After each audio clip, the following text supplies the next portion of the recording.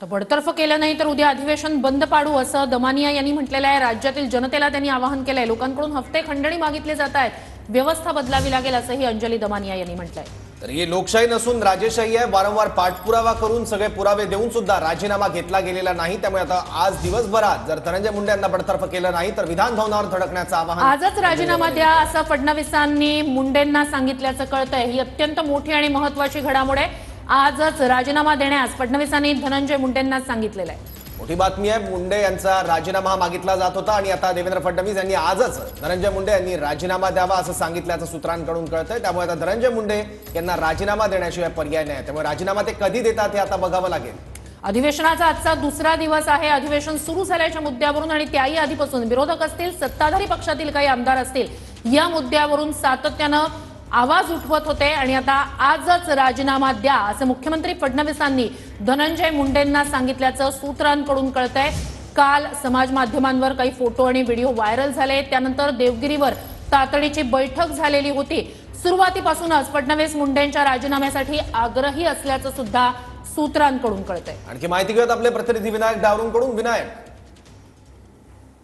धनंजय मुंडे यांच्या राजीनामा प्रकरणातली आणखी एक माहिती जी आहे ती समोर आलेली आपल्याला पाहायला मिळते। प्रारंभीपासून म्हणजे सुरुवातीपासून देवेंद्र फडणवीस हे धनंजय मुंडे यांच्या राजीनाम्यासाठी आग्रही होते, मात्र धनंजय मुंडे हे राजीनामा द्यायला तयार नव्हते आणि त्यानंतर आपण जर पाहिलं तर या राजीनाम्याचा निर्णय जो आहे तो अजितदादांनी घ्यावा असं देवेंद्र फडणवीसांनी अनेक वेळा माध्यमांशी बोलताना पाहायला मिळाले होते। परंतु अखेर काल देवेंद्र फडणवीस यांनी धनंजय मुंडे यांना राजीनामा द्या असं जे आहे ते सांगितलं आहे आणि त्यामुळे आता धनंजय मुंडे आजच हा राजीनामा जे आहे ते देतील मुख्यमंत्र्यांकडे, अशी माहिती जी आहे ती सध्या सूत्रांकडून मिळते। नक्कीच विनायक, ही अत्यंत मोठी आणि महत्त्वाची घडामोड म्हणावी लागेल। फडणवीस राजीनाम्यासाठी सुरुवातीपासूनच आग्रही होते, ही महत्त्वाची बाब समोर येते। या सगळ्याकडे आणि आतापर्यंत मग ज्या ज्या घडामोडी घडलेल्या आहेत मग त्याकडे कसं बघायचं? ते बरोबर आहे, ज्या पद्धतीनं ही घटनाक्रम समोर येतोय, घटनाक्रमातला आपण जर काल फोटो आणि व्हिडिओ पाहिले तर किती वाईट पद्धतीनं हा संपूर्ण घटनाक्रम जो आहे तो घडलेला आहे। वाल्मिक कराड मुख्य आरोपी जे आहेत ते समोर येताना आपल्याला पाहायला मिळालेला आहे आणि वाल्मिक कराड यांचे आणि धनंजय मुंडे यांचे संबंध जे आहेत ते समोर येताना दिसून आलेले आहेत। विरोधकांकडूनही सुद्धा त्यांच्या राजीनाम्याची मागणी जी आहे ती सातत्याने होताना पाहायला मिळते आणि त्याच अनुषंगाने हा राजीनामा जो आहे तो आता घेतलेला पाहायला मिळतोय। त्यामुळे कितीपर्यंत राजीनामा आज दिवसभरात ते देतात हे बघावं लागेल, कारण सरकारची प्रतिमा जी आहे ती सुद्धा मलिन होताना समोर येताना पाहायला मिळत होती आणि त्यामुळे हा राजीनामा होणं भागच होतं। देवेंद्र फडणवीस सुरुवातीपासून राजीनामा द्या असे म्हणत होते, परंतु धनंजय मुंडे जे आहे ते राजीनामा देत नव्हते। काही काळ त्यांचा ते आजारी सुद्धा असलेले पाहायला मिळाले होते, हॉस्पिटलमध्ये ऍडमिट सुद्धा होते आणि त्यानंतर आता अधिवेशनाचा काळ सुरू आहे। आज दुसरा दिवस अधिवेशनाचा आहे आणि त्याच वेळी हा राजीनामा जो आहे तो कुठेतरी धनंजय मुंडे यांना द्यावा लागणार आहे।